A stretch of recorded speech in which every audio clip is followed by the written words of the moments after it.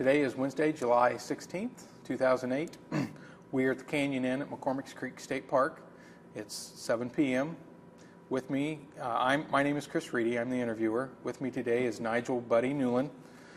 Nigel, which unit did you serve in? I served with the Big Red 1, First Infantry Division. I served with the 1st, the 2nd, Bravo Company. And with headquarters in Alpha of the 1st Medical Unit. And when did you serve with the Big Red 1? From November 67 to December 68. Okay. Were you enlisted or? No, I was drafted. You were drafted? Yeah. Okay. Where did you do your basic training? Fort Campbell, Kentucky. Okay. What time of year was that? It was in May and June, part of July. Then I went to Fort McClellan, Alabama for my advanced training, my infantry training. Okay. So you were in the South during the heat of the summer during your training. Any of that heat prepare you for the Vietnam? Not really. I mean, it was hot, in Alabama, but the heat in Vietnam we don't have any heat here like they have. I mean, it's unbelievable, the heat and the humidity. I mean, in Indiana here we have a lot of humidity, but nothing like that. Right. Yes. Did you get through basic well? Yeah. Were there any difficulties during basic training? Other than not wanting to be there, no. I mean, it was an adjustment. All of a sudden you're thrown into the Army, where you do everything by the numbers. They tell you when to get up. They tell you when to do this, this, and this. Eat, go to the restroom, whatever. Did you, during this time, learn anything about yourself? Yeah, I learned that I was kind of immature. As a young man? Yeah, at that age, I'm sure I'm not the only one, but that thought, we had a pretty good handle on life, and we're macho and we're indestructible and all this, and nobody's going to tell me much what I can do and what I can't. Well, I learned real quick that didn't happen in the Army. Is there any particular moment during basic that you had that kind of wake-up call? Not really. I mean, it was just basically, I would say, even before basic, when we were at the reception center, I mean, when, they were screaming at us a little bit and stuff, I mean, I thought, what am I doing here? After Alabama and your advanced training, where did you go from there? I went to Vietnam. I came home for a month, leave, and then went to Vietnam. Were you assigned to the Big Red 1 prior to? No. When arrived in Vietnam, went to replacement, and then from there they gave us our assignments. I mean, on the plane that I went over on, there was about 6 or 7 of us that kind of got to know each other on the flight over and stuff, and none of them, I was the only one that went to Big Red 1. Bob Rosso, who was a friend of mine from here, he went to the 25th, and other guys were split. One stayed at Saigon for Saigon support, and just different divisions. Did you know anything about the First Infantry Division before you were assigned to it? I knew of it. I didn't really know the history of it, no. When you got to the division, did they have a school, kind of a welcome to Vietnam school? Yeah, when I first they took us to Zion and processed us into the division, and then we stayed there a few days and did some pick-up cigarette butts and stuff like that, and then they sent us to our units, and when we got to the units, that's where we had to kind of jungle school in country. Mm-hmm. Do you remember much about that school? Yeah, not a whole lot.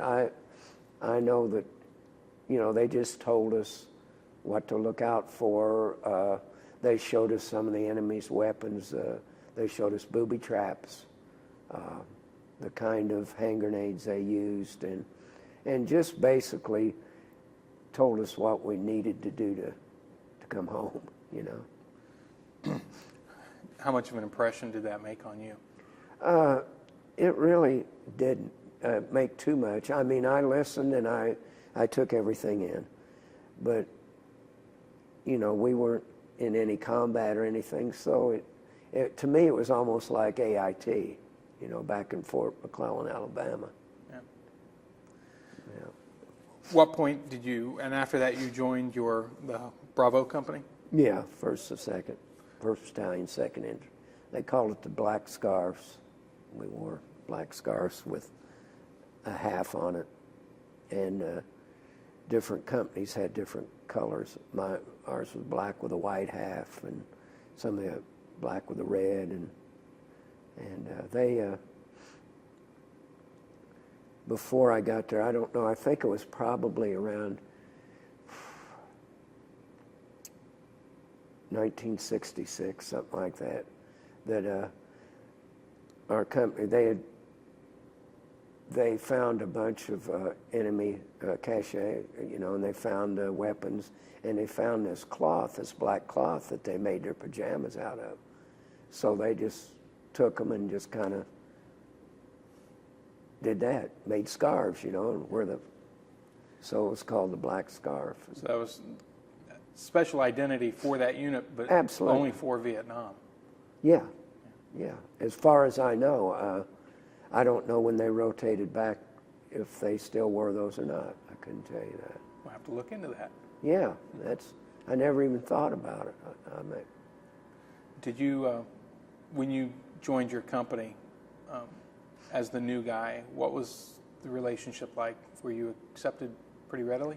Yeah, I think so. I think that all in all over there, you know, the new guy gets a little, you know, they're a little standoffish.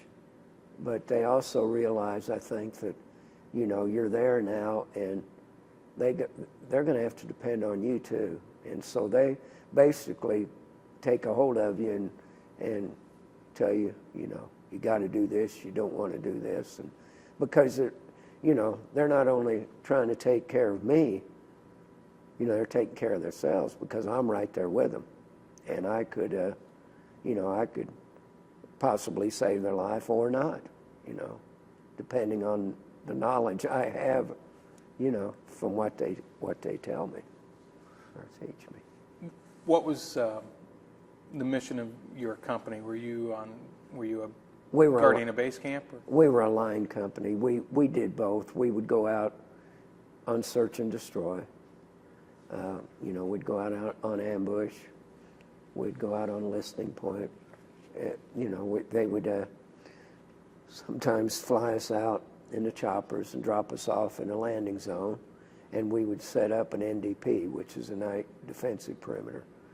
You know, and we'd dig in and put concertina wire and put our machine guns up, and we might work out of that NDP for 2 nights, a month. You know, just depending on what was in the area. When you were sent out, say to one of these NDPs, did you feel like you had good support as far as artillery and air support? Yeah, absolutely.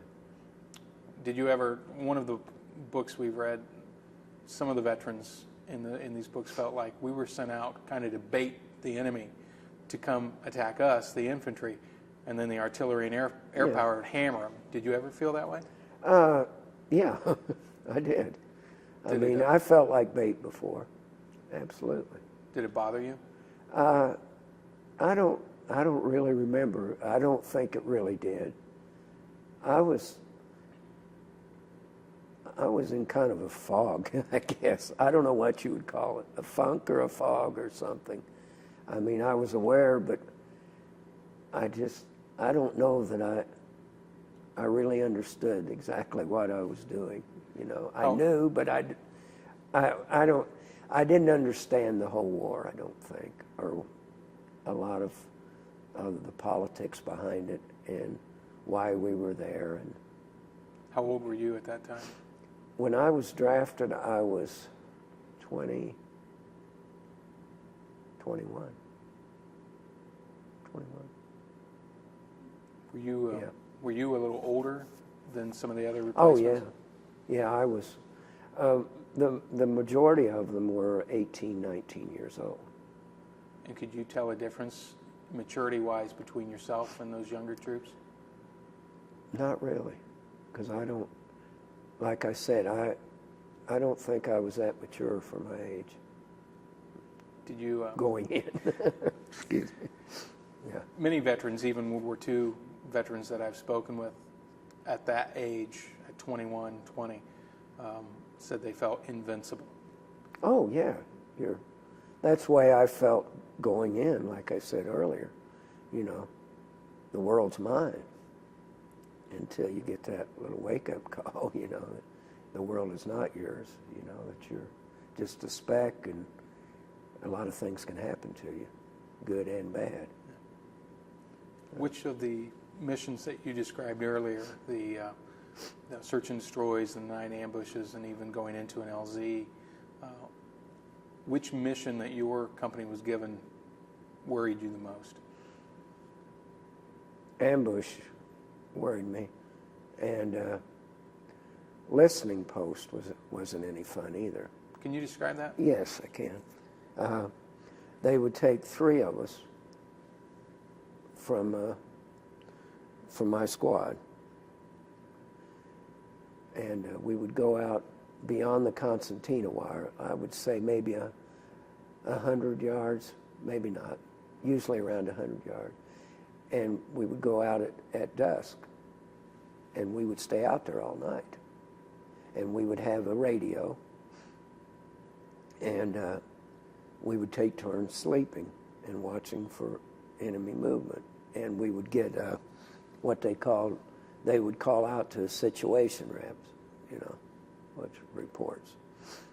And, you know, and you use the mic, the squelch on it to, you know, if all's clear, break squelch twice, you know. If it isn't, do it once. And the first time I went on that, I'd been there maybe with the company out in the field a week and a half, maybe 2 weeks. And you know, I'm out there like this. I'm bug-eyed, and I pull my shift and nudge the other guy, and he wakes up and does his, and I sleep, and then he nudges the other guy, and well, I wake up.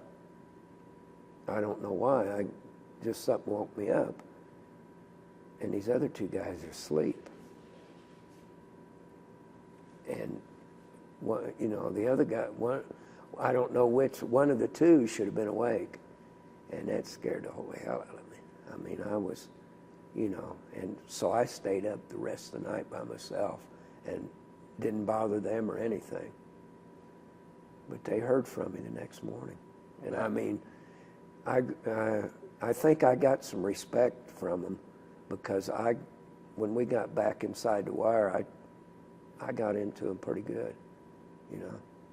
That was the sort of thing was that a no-no, a complete no-no among soldiers? Oh, absolutely. Yeah. I mean, you're there, you're awake, and you're protecting not only yourself, those 2 guys, but the whole body behind you, the whole unit.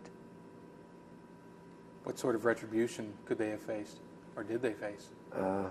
They didn't, because I didn't say anything to anybody. I said it to them. Did you ever go out on a listening post mission with them again? Yeah, one other time. Did they stay awake? Every time I woke up, they were awake. let's put it that way. But I mean, I was serious. I told them, you know, that just because I was the new guy, that You know, I thought maybe they did it because they knew I was new and scared and would stay up all the time and they could get some extra sleep. But, you know, they apologized. Yeah. So you knew it was not intentional. No, it wasn't. I mean, you're so tired all the time. I mean, you can stop and just like we're talking right now, if there would be a couple of minutes where no one was saying anything, one of us would probably be asleep. You know, I mean, it was just like that. What sort of day would you have? I mean, as far as the fatigue was concerned that you're speaking of, when did your day start? What activities did you do, and when did it end? Well, that depends on what happened. Sometimes your day starts at 2 in the morning. Some day your day starts at 6 in the morning. It depends on if you're having contact. You know, there was really no set routine, especially out in the NDP. I mean, you got up and you did patrols and stuff like that, or you kept filling sandbags, just anything to stay busy. Which was worse, the waiting for contact or the contact? Oh, the contact, definitely. When you're waiting, it's boring. You know, things can be boring. But when it's contact, you know, they're trying to kill you. And boredom, I don't think boredom's really ever killed anybody. They're saying I'm bored to death. I don't think that's ever happened. I don't know. A previous veteran we spoke with talked about the tension mounting, waiting for that, I guess, contact with the enemy and how that would eat away at some soldiers. Oh, yeah, some people it did. Now, if we were out and we knew they were there, well, for example, we had word that at one time we were in an NDP, and it was night, and we had heard that there was enemy in the area, and there could be a possible. And of course, then you know, and you waited and waited, and it does eat you a little bit, but you know, not like the actual. And we did get a ground attack that night. We did. Can you describe, I guess, your first experiences with combat? What sort of emotions did you have going through you? I was scared. I was petrified, you know, when it first started. As the fighting went on, you really don't have time to have any emotions, you know. Right when it starts and when it's over, that's when you have your emotions. During the time, you're too busy to have them. You know, it's almost mechanical? Almost, absolutely, yeah. I've heard from other veterans, and one who's a friend of mine who was in the Gulf War, and just talked about that moment, like you said, when things just become, you know, mechanical, and that training took over. Right. Did you, as you were going through this and doing these things, did training come back to you? It must have, yeah, because I guess I did things right. Yeah, there was things, but it happened so fast and it's so intense that the instinct to survive, I think, kicks in more than anything. Mm. And I'm sure the training in the back of your mind, you know, subconsciously, this comes into effect some. But I think, to me, I think it's just survival, you know. When somebody's out there trying to take away your life, you know what to do to survive or try to stay alive. As this chaos is kind of happening during a firefight, were you aware of perhaps orders that were directed at you from your sergeant or lieutenant? Yeah. Now, I'm not saying that I heard them all the time, and I'm not saying that there wasn't a time or two when some of us didn't do what those orders were because we knew better. when we had a young lieutenant in one time that hit the ground running, and he didn't know what he was doing. You know, he didn't have a chance and didn't have enough intelligence to get with a sergeant that had been there, who was maybe had been in Korea and Vietnam and all that, that didn't get up to him and say, okay, Sarge, take care of me. That's what the smart ones did. Did you have some young lieutenants that would take input? Oh, absolutely, yeah. As you look at your immediate leadership, your sergeants and lieutenants, what were some of their best qualities? What made good leaders? With the sergeants especially, they'd been there. They were, the higher ranking sergeant were lifers, which, career people. And they'd been through it. They knew it. They knew how things should be done. They knew the best ways to keep you alive. And just trial and error, I guess, was what they went through. Now the lieutenants, a few of them were okay. I wasn't real impressed with lieutenants. Captains, majors, they've been around a while. But the lieutenants were kind of like us. The second lieutenants, they were just like us. They were just coming in. And a lot of them thought, well, I'm a lieutenant, and they got, it's like some policemen. You give them a badge and a gun and, almighty, and they're not listening to anyone. Were there any lieutenants or were there any actions that they did that would prove their worth to you? Was there anything that stood out? I think the main thing to me that it would impress me were the ones that would come in and go right to the seasoned veteran, the sergeant, and stick with him and learn from him.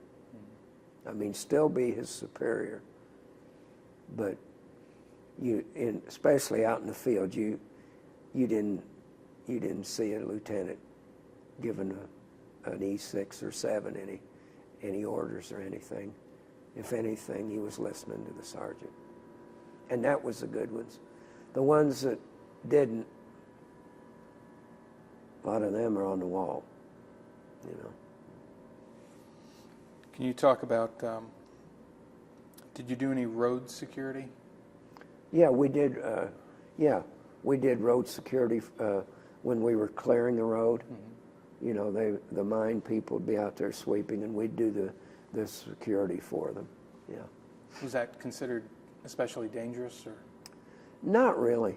I never really had any fear on road, because I don't know why. I guess it was just as dangerous as anything. But was that done generally during the day? Yes. Oh yeah.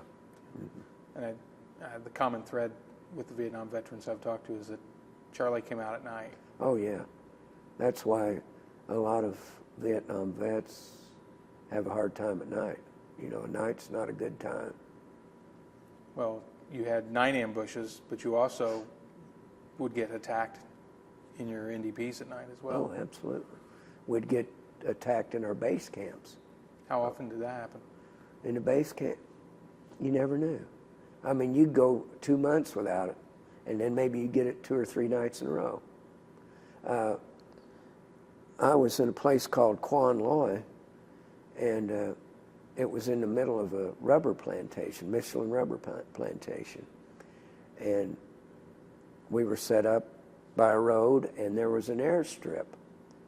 And on the, what would that be? South end of the airstrip was a mansion.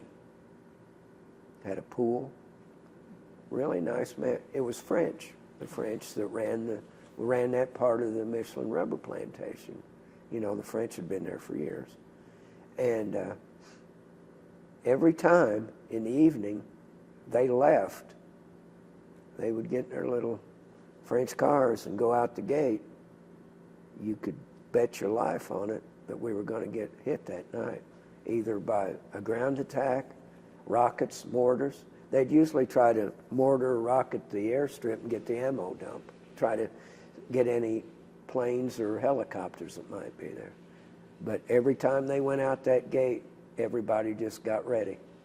And that the Frenchmen that lived there didn't always leave, but you knew when. Oh, no, they always left. They knew. The Viet Cong, they knew. They were neutral, you know. They let us on there. They let us put a camp there. I guess they let us, or maybe we just did. Who knows? It was way before I got there. But they would leave, and next day they'd come back. I don't know where they went, but they jumped in that car and went out the gate. You knew you were going to get hit. So in those instances, when you have a pretty good idea that it's coming, what sort of preparations would you take? Just make sure my weapon was with me, and make sure I had my flak jacket, my helmet, and just ready to defend, you know, keep them out. You were a rifleman, M16? Yeah, absolutely. Talked to an earlier gentleman who had the occasion, because he went over in 65, he used both the M14 and the M16. Yeah. And he explained that in 65, 66, the 16 had a lot of problems. Did you experience any problems as well? Yeah, they would, not as much as in the early time, but they would jam once in a while. If they got dirty, you would have some problems with them. But as it went on, they got better with it. They would redo them, and you know, the AK-47, which the enemy used, great weapon. I mean, you could throw that in the mud and the blood and the beer, you know, and drop it in the water, and then still come out and just go. Was that a trophy weapon that some of the soldiers would pick up? Oh, yeah, yeah. Was that frowned upon? You mean within the men themselves, or within the Army? The Army. Yeah, pretty much, yeah. But I don't think they really did a lot about it. You know, I know that we were having a little ground attack one night, and they got in pretty close, and there was a few of them killed, and right by where my bunker was. And I was just in there just firing, you know, and everything. And it stopped a little bit, and I got out to see, because I wanted to make sure that they were, you know, they weren't crawling around. And I grabbed a AK, and ground attack started again. And I used it some, you know, just because I'd never used it. But the company took it. So, but if I had my choice, I would have gone with it. Simply, it was much more reliable. Yeah, it seemed to be. I mean, as the war went on, the M16 became a real fine weapon. I mean, it's so light. That was the thing. You know, the M14s, I never carried it in combat or over there because we had the 16s, but in basic, I qualified with them. And man, those things are heavy. That's what our previous gentleman said. Yeah. He said they're heavy, but they're accurate. Oh, they're good. They're excellent. Yeah. Did you get into early '68, and obviously TET is Right. the big event for '68. Yeah. Where was your unit when TET broke out? We were out in the field. We were out in an NDP, and we'd been doing search and destroy, running patrols. We had no contact whatsoever, daytime, nighttime. And they kept on us, don't get relaxed, because we had no contact. And, you know, when you get nothing like, you know, it's day after day of no contact, you kind of say, well, you know, kind of kick back a little bit, and that's when they hit you. And it wasn't happening. And about, I don't know, 6 o'clock in the morning, everybody, they saddled us up and got in the choppers, and we went down by Saigon, because they were hitting down there, and they were just overrunning Saigon support and the MPs down there. So us, some of the units from the 25th and other, you know, anybody close around there came in to try to help. So you actually had a unique experience of being in the jungle, and then you were put into an urban combat environment. Yeah. Can you talk about the differences between them? Challenges? Yeah, well, I was in the urban combat, but I wasn't in the what you would call urban combat. The urban combat is door to door, you know, walking down the street, watching. We just kind of landed out and set up a defensive perimeter and kind of worked from right there, fought from there. We didn't actually go door to door. Now some, you know, I know that some of them did, but my unit did not. As far as intensity of the combat, was that the height? Was that the worst you experienced? No.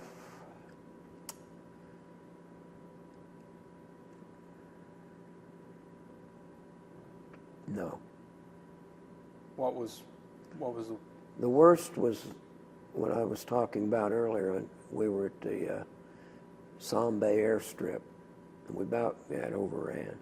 I mean, that was tense. what size was your unit?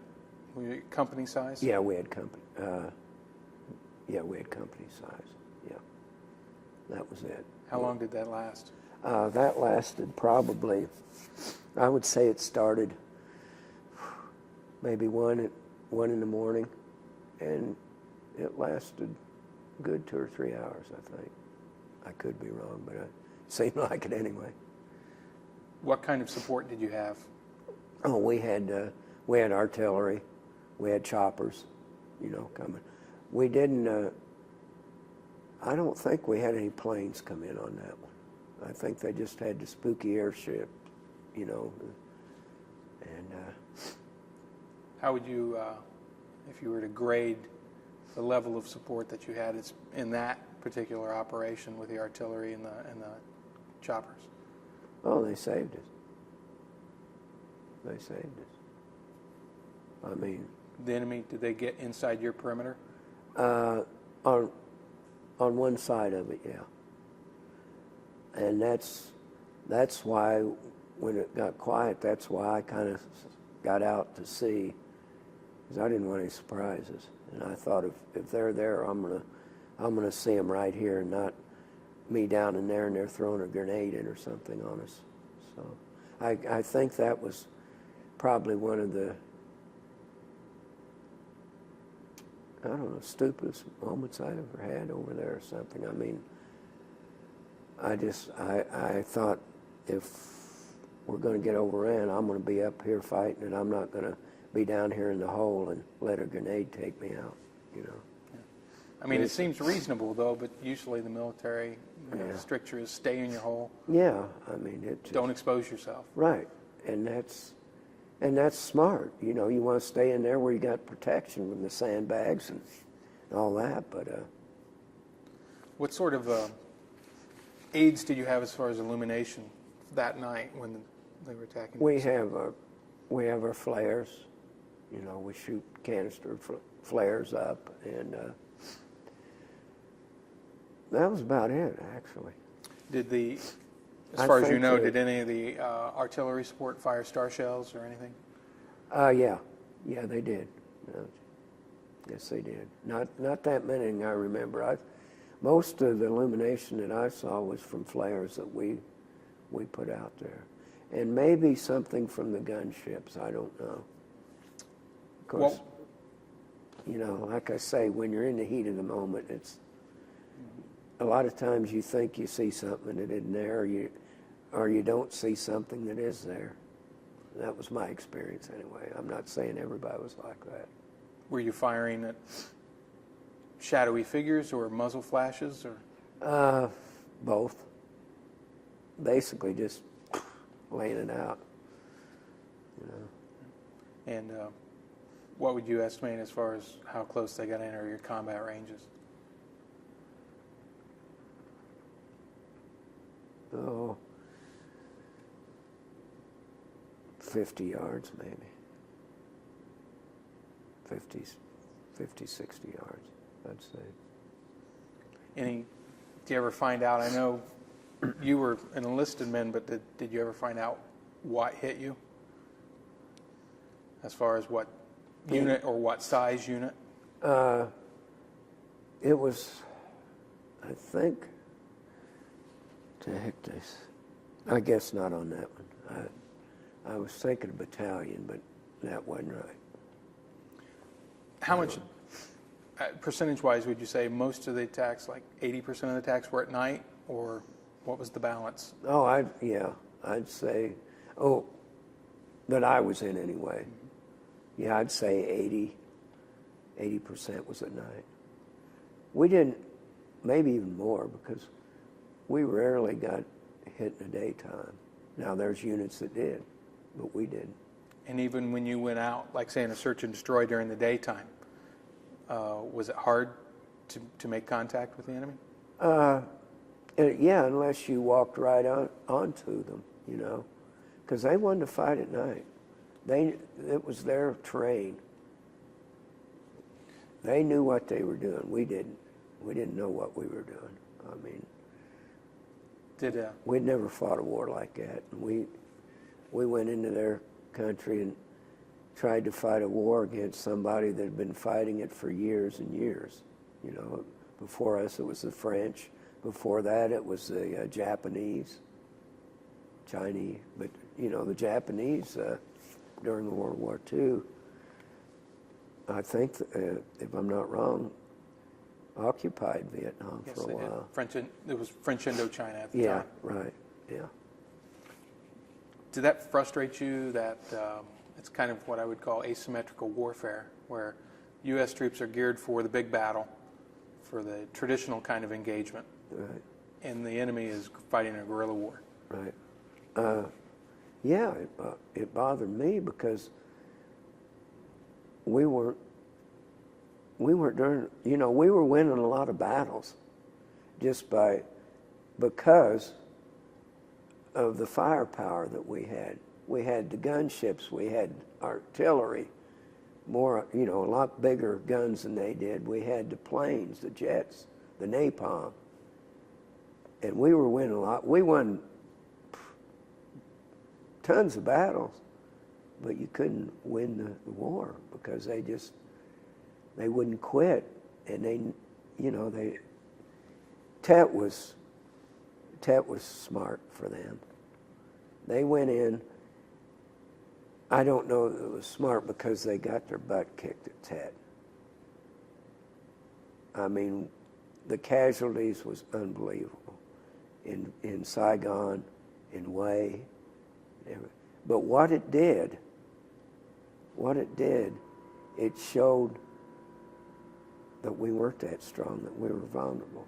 And all the pictures, the media, everything coming back to this country, that's where they won right there, is because this country, right at Tet, that's when the demonstrations and really escalated. And that's when the war really lost support. Did you feel that, I guess, in Vietnam, though? Did you feel psychologically that you... No, they kept a lot of things from us. I wasn't aware of all the dissent in this country, and they kept it that way. I mean, they couldn't hide the Watts riots and the convention in Chicago, but a lot of this other stuff we didn't know about. The taking over of buildings and universities, the burning of the flags and the draft cards, and there was just a lot of things that we weren't allowed. They kept from us. And you know, if you'd go on R&R or something, you could pick some of this stuff up. But Generally, you had information that the, I guess, armed forces gave you then? Yeah. Did you have a connection or any letters to and from home that hinted at any of that? Not really. I mean, I guess because they were all for us, you know, all the letters I were getting were supporting me. And I don't think they mentioned it just because they were supporting me. I mean, I didn't get a letter to say, man, you're lucky you're not here. They're burning this down and they're doing this and nobody in the country's supporting you and they're all against you and, you know, they think you're a bunch of whatevers.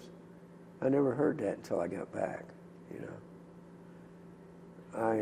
When I got back, I really, you know, it was different because, you know, I saw this, you know, we're not against the warrior, we're against the war, but, and I'd heard this, you know, I'd heard that before.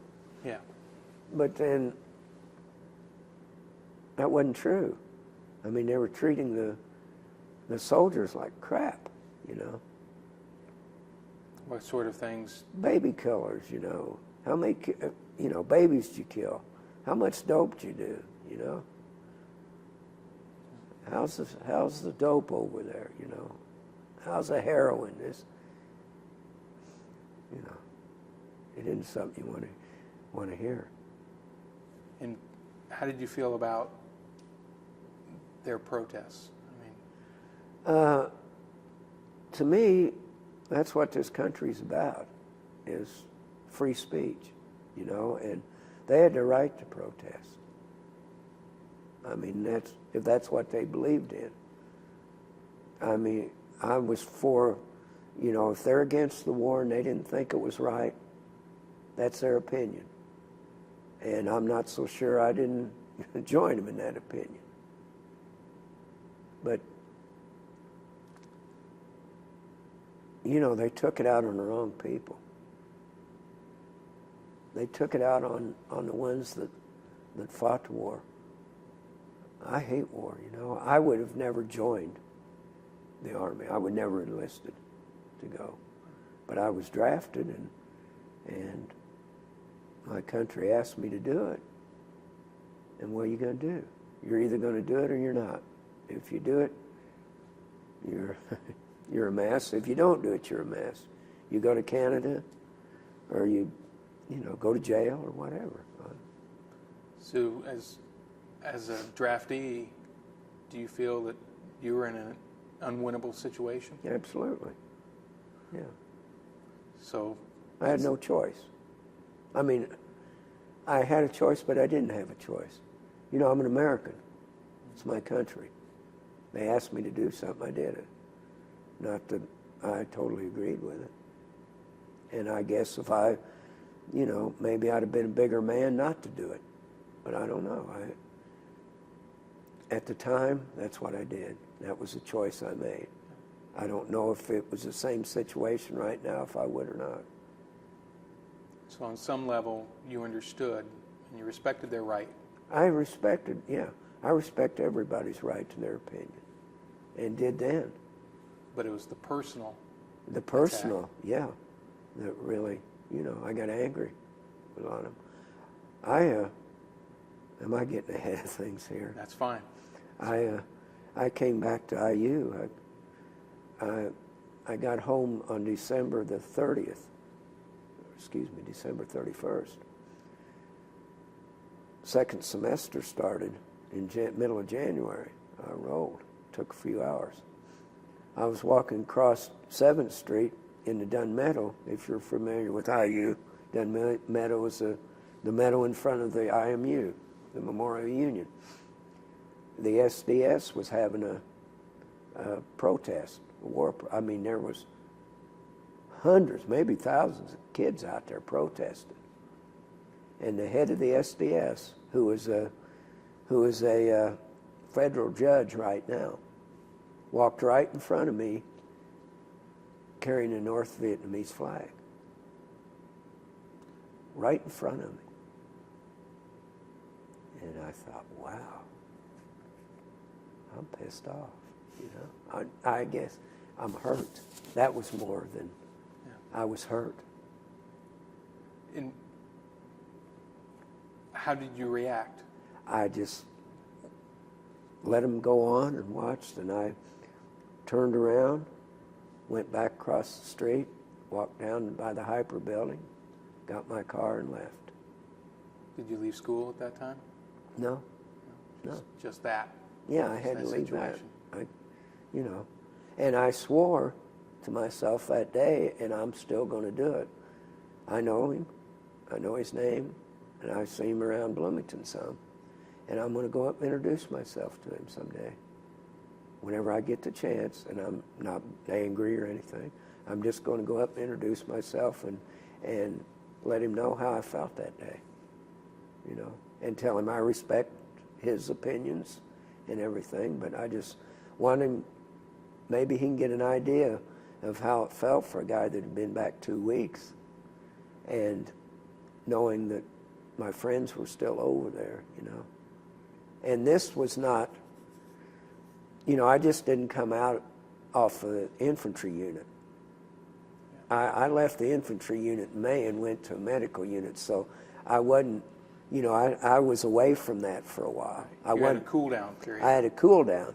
If I would have came in off 2 weeks out of the field, who knows? Hopefully I would have done the same thing, but you don't know.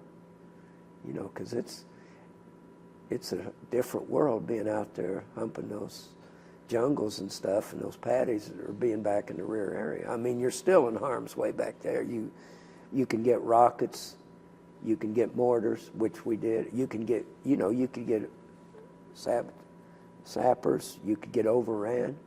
There was no place safe, but you're a little safer than you were out there running around the jungles. You kind of touched on something. When you were out in the field, and combat could happen at any time, and you said your thinking is a little different. Did you feel dehumanized at any point? That that you wanted combat? You wanted to engage in combat? I never felt that. I never had that urge. Never. How did you, I guess, keep your sanity? Not sanity, but how did you stay Nigel Newlin? You had to. I mean, you had people with you, that were going through the same thing, and so there were some fun times too. I mean, you could, like, go ahead. You just pull pranks on guys and, stuff like that. Just anything to keep your sanity, I guess. It wasn't really that bad for me. Now, I know a lot of people it was. The boredom, that was a lot of it. A lot of people got so bored. And I guess the quote is, and I don't even know, it may be from World War II, but it was months and months of boredom punctuated by moments of absolute terror. Couldn't have said it better. So you had to, I guess you dealt with the boredom and just cooling your heels, but then you had these very scary moments. Right. Was there any other entertainment besides the practical jokes that you played on each other to kind of even out your... No, there really wasn't. I mean, you'd get some USO shows in that helped Bob. Bob Hope used to come.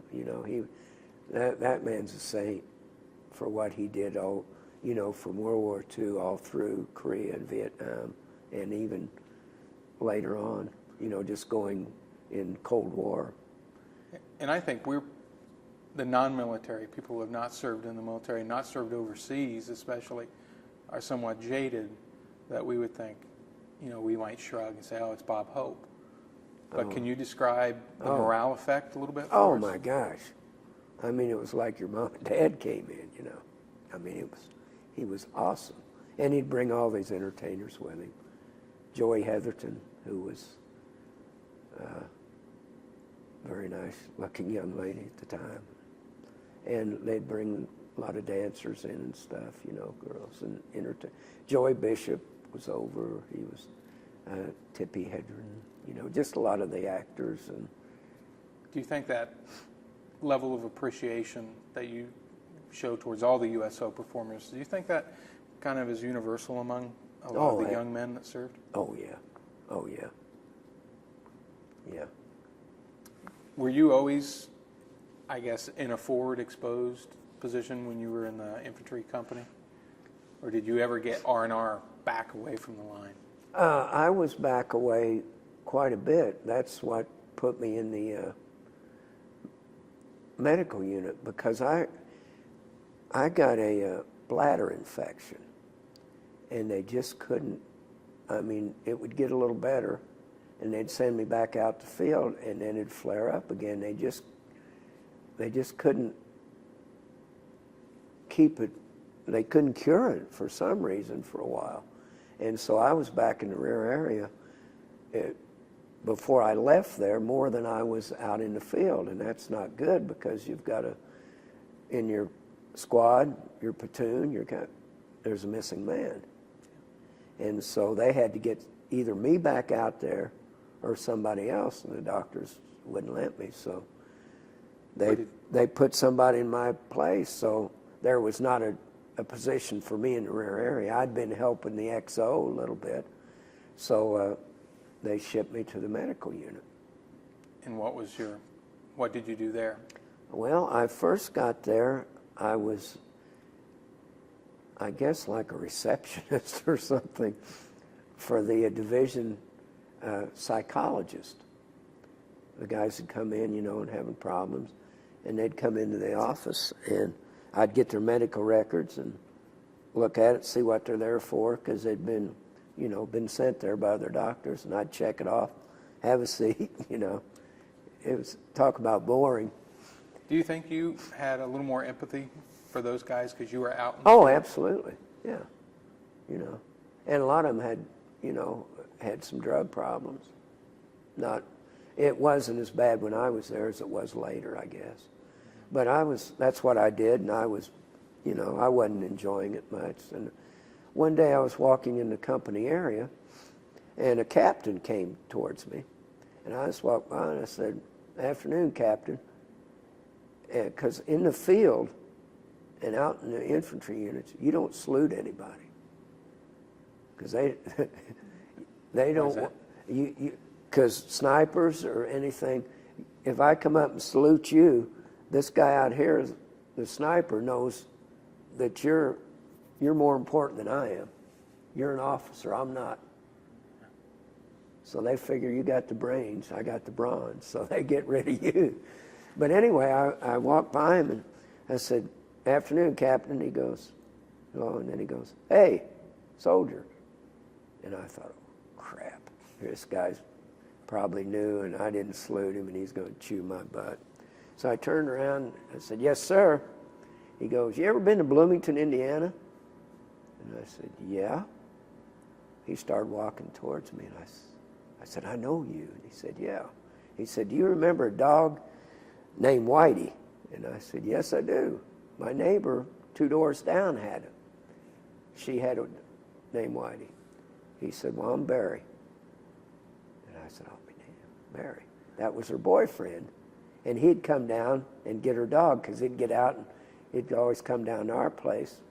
We had 3 roommates, and we'd always feed it and give it some beer, And he recognized me. Small world. And he said, "What are you doing?" And I told him I just got out of the field. And he said, "What are you doing here?" And I said, "Well, they got me with the doc over here, the psychologist." He said, "How do you like that?" And I said, "I hate it." I said, "I'm bored of it." He said, "Give me a couple days." He said, "I might have something for you." I said, "Okay." 2 days later, he comes to my hooch there, and he goes, "How would you like to be in charge of the Battalion Officers Club?" I said, "I'm your man, And he said, "The only problem we have is your rank's not high enough for it." He said, "We're going to have to get you promoted here within a month." He said, "We'll start you out there and get you going in it." What was your rank at that time? I was E4, I think. Yeah, 3 or 4. Anyway, I had to be promoted. So the only slot that was open for a promotion was a cook slot. And here I couldn't boil water, you know. So I end up with an MOS of whatever a cook is, and you know, and I know nothing about it. But they had to do that because that was the only slot open for a promotion. So I got the promotion. I took over ran the officers club the rest of the time. It was What rank did you get promoted to? E5. Sergeant? Yeah. It was pretty interesting job. Was it tough? No, not at all. I lived in the commo hooch, the communications guys, and so I was always over at the officers club, which was fairly close. But I told Barrett, or Captain Ross, I said, man, we got this back room here. I said, I ought to be close to what I'm doing here, shouldn't I? He said, well, maybe you should. So he set me up in there. So I had my own room, ran the officers club. It was pretty good. I did, some of the other guys kind of got mad about it or jealous or something. There was two guys that were on me all the time about it. Hey, where are the officers? Kiss a little butt, doing this. I said, well, yeah, He said, do you get to eat in the officers' mess? I said, no, I'm sitting here with you. Why would I be sitting with you if I could eat in the officers' mess, And they ribbed me and I took it. And one day I was over by the officers' club and I was doing something and they said something to me, how's your buddies over there? How you want to be? How you doing? Want to be or something? And so I said, okay. So I went inside and I got my fatigue jacket, put it on. I walked out and I said, hey guys, I want to show you something. And I pointed to my CIB, my combat infantry badge. I said, you guys got here, except for R&R, you've never been off this base. I said, when you go out and you earn one of these, I said, you come back and talk to me. I said, other than that, go screw yourself. And those guys never said another word to me about it. So is there much, I guess, animosity between someone that had been in combat in the rear echelon? Yeah, usually the people in the field are kind of, I don't know if we're jealous of the rear echelon, but, we don't think they do anything. They used to call them RIMPs. And you've probably heard what that means. Yes, sir. And I won't say it right now. But if you know. And were there any specialties or anyone in the rear that got a pass with the combat guys? Docs, medics, and payroll people. That was about it. But, really, I lived both worlds there. And you couldn't have the people out without the rear area people. I forget at the time how many rear area people it took to support one man in the field, and I mean it was a big number. I forget now what it was. I knew 40 years ago, but I don't know now. When you were in the field, did you ever want for anything? Oh yeah, yeah. I wanted to get my butt out of there. Is what I wanted. As far as what they could provide for you, the rear area guys, did you have good support from them that way? Oh yeah, we got, I had no complaints. They took care of us. We just spoke with a gentleman that was in the artillery. Did the artillery guys get along with the combat infantrymen? Oh yeah, I mean, we got along with them. I don't know if they liked us, but we sure the hell liked them. Until they poured some in on us or something, But as you were getting ready to leave Vietnam, what were your feelings? I had mixed feelings. I wanted to come home, You know, I wanted to get out of there. But, you know, I made a lot of good friends. And the day I left was really sad for me because it was like leaving a family, you know. You know, you're going, you're leaving them behind, and you don't know if you'll ever see them again. And most of them I never have. Do you have any guilty feelings? About leaving and leaving them there? Somewhat, not a whole lot, because I knew that they would have their day to come home too, you know, and that we all need to do our time. Anybody was there, but it was a sad day for me, you know. As happy as I was to get home or to be going home, I hated to leave those guys, you know. Yes, sir. Because they're, I mean, even in the medical unit, well, I became pretty close to a lot of them, and a lot of the officers, you know, because I was thrown in with them. Those are hard, conflicting emotions to have, as far as glad you're safe, glad you're going home, but to leave friends behind also. Yeah, because that's, you know, for a long time that was the people you lived with and depended on. You know, it was like I said, it was like leaving your family almost. And it was rough for me for a couple of weeks, you know, just to know that they were there. Yeah, I can imagine. And, you know, even in the medical unit, you don't know when rockets are coming in. I extended. The Army had a thing that if you had 5 months or less left to serve when you're coming home from Vietnam, then they would just they'd separate you from the Army. I mean, active duty, you'd have to go on reserve, but active duty. And they did that because they found that when guys were coming back from Vietnam, you know, like draftees, like if I would have came back when I should have, I would have had 6 months to go. And they found out that you come back, you have a month's leave, and then you go to a duty station here in the States. And they found that they had a lot of disciplinary problems. The guys would come back and they'd want to do footlocker inspections and this and that, and guys were saying, hey, screw you, you know.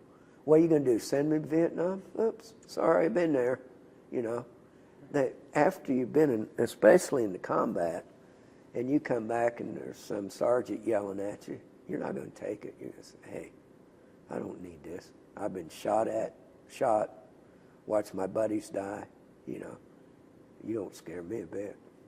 And so they just decided that if people wanted to extend, that they'd just let them out. And that's what I did because I was in the rear area. And I mean, I wasn't completely safe by no means.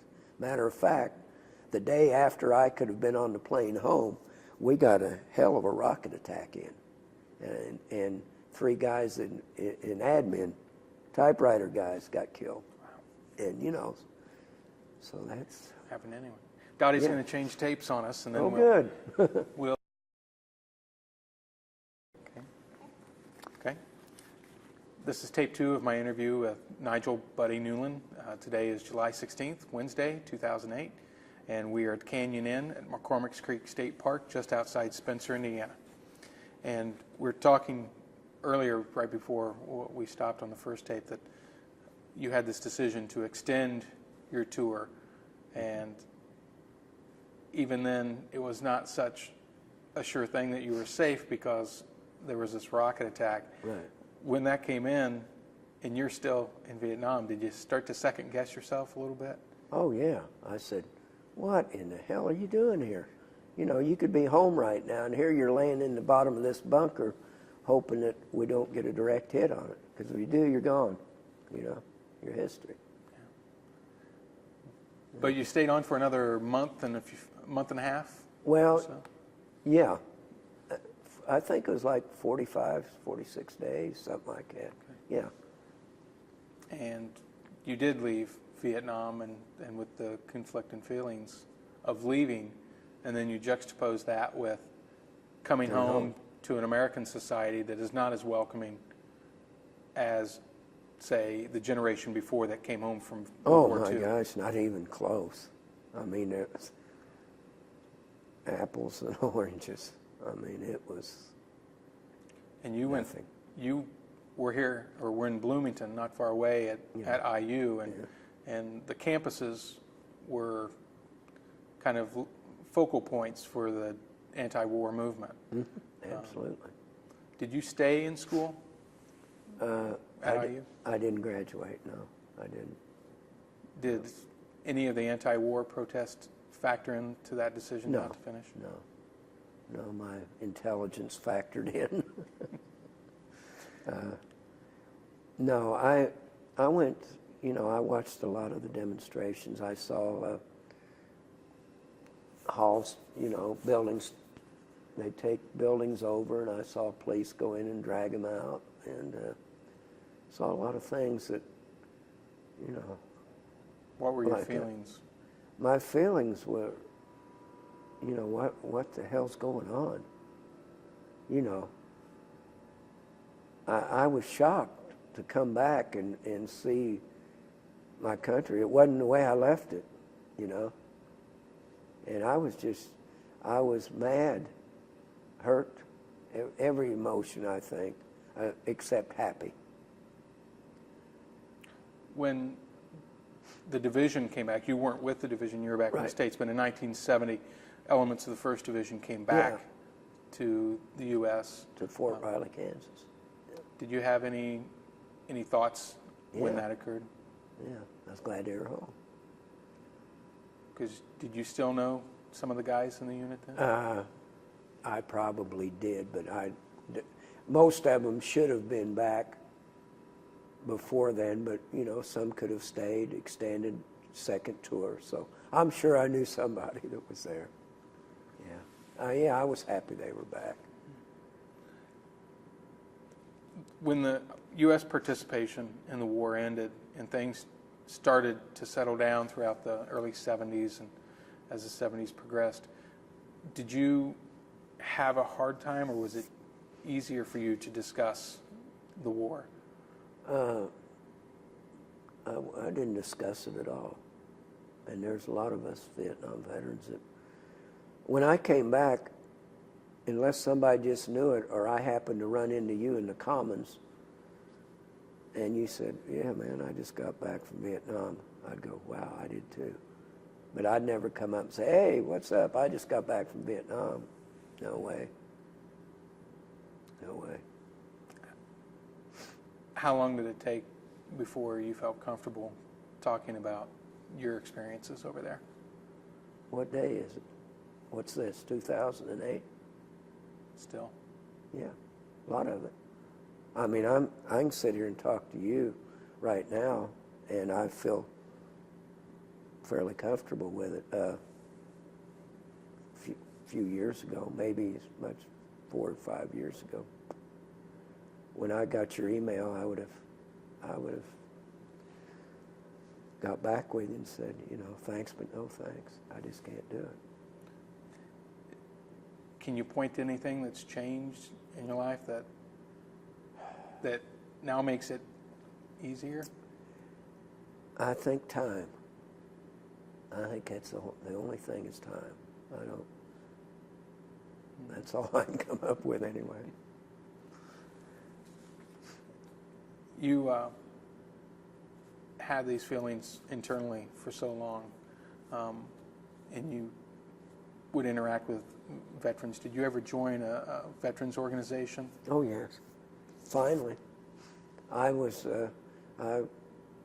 joined. Well, I joined VIVA, which was the Vietnam Era Veterans Alliance here not here, but in Monroe County in Bloomington, where I live, and I ended up. We've disbanded now because our mission was accomplished. But I ended up. I was the president when we disbanded. I was the last president of VIVA. I was real active with it. What was your mission? Just to help Vietnam veterans get what from VA, help them go through a lot of the red tape and encourage them, help them, tell them where to start on something. We did that a lot, and we also on our courthouse square, on the west side of the courthouse, we raised the money to put up a memorial to the guys in this area that lost their lives in Vietnam. We have a wall just that goes into the landscape. It's a wall similar but not like the one in D.C. Mm-hmm. And we have chimes there, and that was one of our goals to help people understand that there was people that gave their lives in Monroe County for this country, and that they were good people. They weren't baby killers, and they weren't this and that. Yeah. Did helping these other veterans help you? Absolutely. Before I got some help from the VA, one of my best friends, Ron Henderson, who is now deceased, was with the Vet Center, and he came to the American Legion. Well, I'm on the board at the Legion, too. It's the other veterans group. I'm in 3 or 4, but that's the one I'm most active in. And he told me, he said, there's help out there that you need to talk to some people. I said, man, I'm fine, He said, well, he'd named this, name, and that. He said, you've helped them. He said, why don't you help yourself? And I said, what do you mean?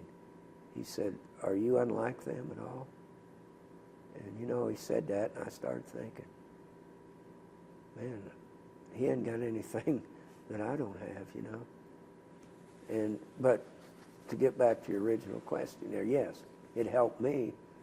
And I guess it just took my mind off of the problems I was having because I was helping them. And then, we were starting to wind down a little bit. And, yeah. So. That kind of community service, even though it's directed towards the veterans, do you see that as an extension of service to your country?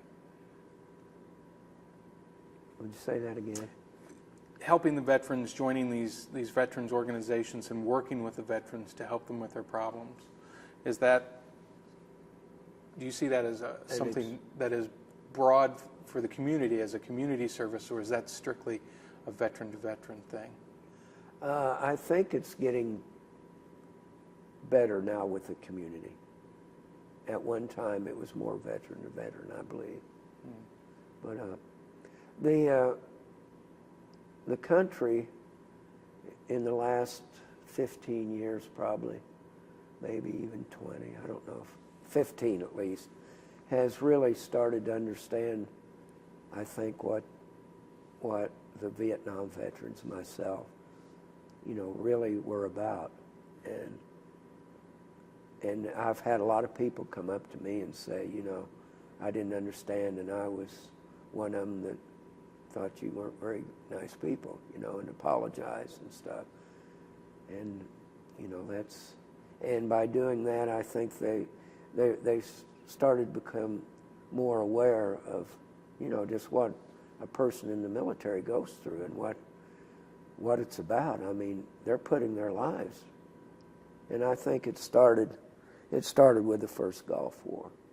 They started to see, and now with this, with the war we're in now and terrorism or whatever they want to call it, I know that I was down in southern Indiana working, and I was driving back one day, and a unit from, I think, Washington or Vincennes was coming home, and people were meeting them at the airport in Indianapolis, and they were having a convoy down, and there was people, they were describing it on the radio, kids out with flags and this, and I got pissed off. I said, damn it, look what these guys are getting. And then I thought, I'm being awful selfish there. And then I thought, these guys have got this now, and maybe it was us that got it. when they finally realized how they had treated us, and I think we help these guys get some respect. So some good. Hopefully. Yeah, some good came out of a bag of crap, And do you think that if you ever have that conversation with the gentleman, the federal judge, that he will have moved from the place he was as a young man, an angry young man on the other side of the fence, and that maybe they have some feelings to work out of their own? Maybe. And I'm sure he's a nice man, and I'm, hopefully that he realizes, that he hurt some people. Maybe will, maybe won't, but he will know how I felt, And like I said earlier, I'm not going to get angry with him or anything. I'm going to introduce myself and just tell him how I felt and wish him well, But that's something I have to do, and, I'm not getting any younger, and I need to do it because it's something I promised myself I would do that day. Because I knew who he was. He was the head of the SDS on campus here. And I'd seen him the day I got back from Vietnam. I saw him on TV. Would that be, I guess, another chapter closed in your life? When I talk to him, that's gonna put that part away. Hopefully, Is Vietnam put to rest for you? No. Has a lot of the pain gone? Yeah. Not all, but a lot. Yeah. It'll never be gone. It'll never be put to rest. It's hard to do that. I don't, I'm sure some people have done it, but I know so many people that are a lot worse than I am, that just can't. And I think a lot of it, Chris, is the way we were treated when we got back. I really do. I think that there's some anger there, and I personally don't believe it was anger for the war or the enemy. I think it was anger about the way we were treated when we got back from our own people. It's not easy to go and put your life on the line and come back and basically nobody appreciated it, All they wanted to do was protest the war, and you were part of it. You were the one that were carrying it on, so you were the bad guy. Even though they said they were against the war, not the warrior. That was a bunch of, BS. But as the warrior, your flesh and blood, as all the men were that came back. Right. And the ones that didn't. Yeah. And so your feelings are natural, I think. Yeah. Understandable. Yeah. And like I said earlier, I'm not that mad at anybody. I'm hurt. That was because the ones that were protesting the war that really felt that we were there, it was wrong to be there, and which never been there, I respect that because I think they were right. I really do.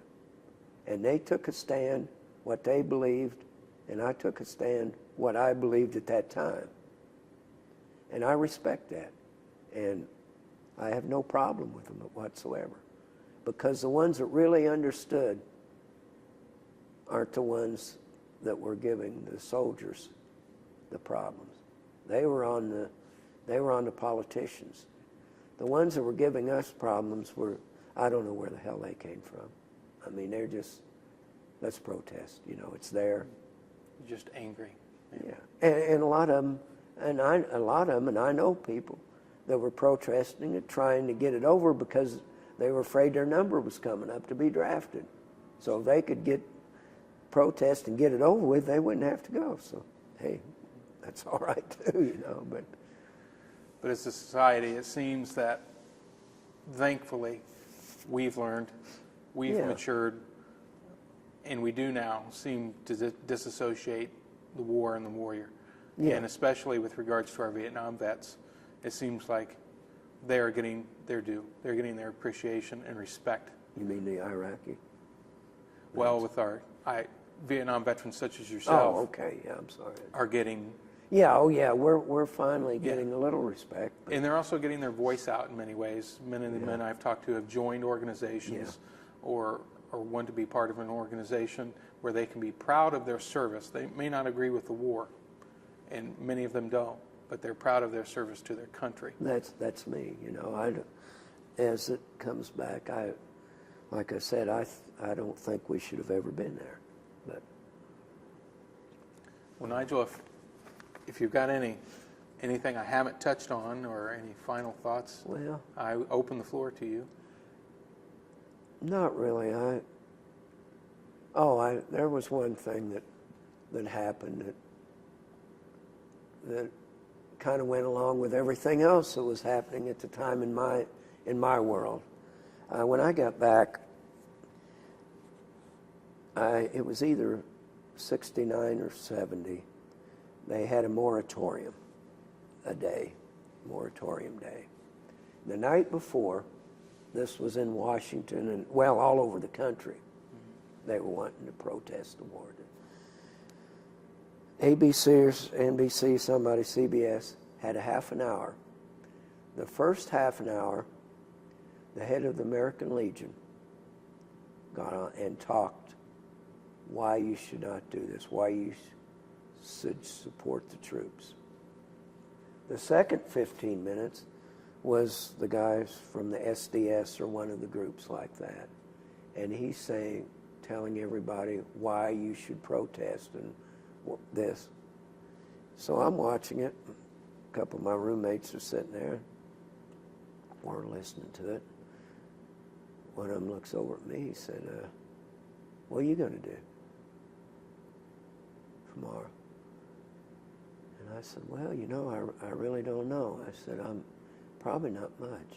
I said, there's one guy telling me why I should protest, one guy telling me why not. I said, I've been to Vietnam, and at that time, I did not really know how I felt. You know, I knew that there was things about the war that I thought were right. There was things that were wrong. I said, this one guy is telling me this, another guy that. I said, I've been there and I don't know. And I said, neither one of these guys have been to Vietnam. And I said, it upsets me that they're trying to tell this country what to do. You know, they'd never been there. They don't know what it's about.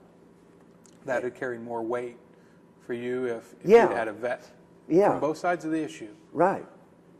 If there'd have been a veteran that said, man, should be in that war, we need to stay, you need to support them, I'd say, well, you got a point. If another veteran came up and said, no, we shouldn't be there, you know, I could handle that. But it really angered me that people that had never been there, I mean, they watched the war, they talked to politicians and this, but they never had to cower down in a bunker and hold their weapon up like this and go like that, or they never had to go out on a listening post with two other guys and hope that everybody stayed awake and nobody got their throats slit. Or if they went out on patrol and all of a sudden walk into an enemy base camp that had firing ports and you're in a crossfire and your buddies are getting their brains blown out by you, and it just... So I handled it the next day what I thought was a very, very mature way to do it. How's that? I got drunk. I sat there, and me and two of my roommates, we sat there. From the time we got up, about 9, didn't go to class, we drank all day. Ate, drank, passed out. That's how I handled it. Very mature. Do you think that any of the veterans or the Big Red One guys that were in Nam at the time, if they'd known that a former vet spent that day drinking, would they have approved? Oh, they'd have been all for me. Yep. Yep. That sounds like about the best way to do it. Didn't go out hurting anybody? No, I didn't get in an argument with anybody. I didn't know how I felt. I honestly did not know how I felt. I hadn't had time to figure it out yet. Yeah. And I eventually came to the conclusion that I'm very glad that I did it. I'm proud of myself for going. But I think I went to a situation that should have never been. You know. And when I say that, I think of those 58,000 plus on the wall in Washington, D.C., you know. And when I go out there, I look and I'll go and I'll look at a panel and I'll look at a name and I'll think, man, wonder if that's the guy that could have got us a little cheaper gas, or, you know, could he have found a cure for cancer? You know, and they're on that wall. For what? What did it? It didn't gain us it. And it looks like Iraq's going to end up the same way if they don't do something with it. I don't know. Yeah. Well, thank you. That's all I have to say. And if elected. Thank you for taking the time, buddy. I appreciate you coming here today and it's a pleasure. And spending time talking to us about something that may not have been easy for you, but I do appreciate it. Well, thank you. You're welcome. And thank you for your service to our Thank country. You. You know, I've done these a few times now, and it helps me just to be able to talk about it, you know, and just get out let people know how I felt. And I think maybe more talking between people is maybe the answer. Yeah. Oh, I was going to bring that book for you to see. Oh. That Jeffrey Wellen did with the pictures and all. It's. Is it a published work? Yeah. That we could find? Yeah, I'll email I'll you. gift you my email. Yeah. I think I still have your email, but Yeah. give me that, and also, give me your card. I don't have any. I just piggyback on Dottie's cards. Okay. I'm